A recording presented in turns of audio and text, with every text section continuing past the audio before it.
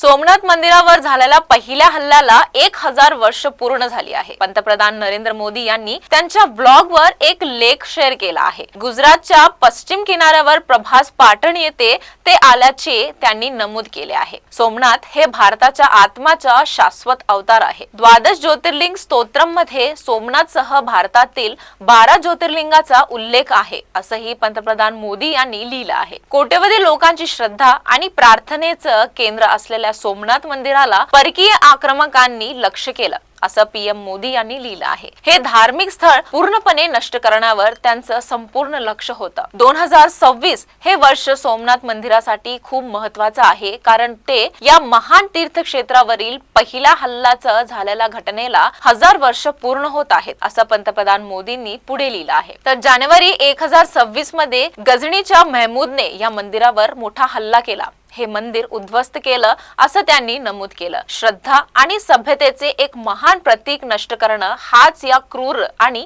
हिंसक हल्ल्याचा उद्देश होता। सोमनाथ मंदिरावरील हल्ला हा मानवी इतिहासातील सर्वात मोठ्या दुर्घटनांपैकी एक आहे। तरीही 1000 वर्षानंतर ही मंदिर अजूनही पूर्ण वैभवात उभे आहे।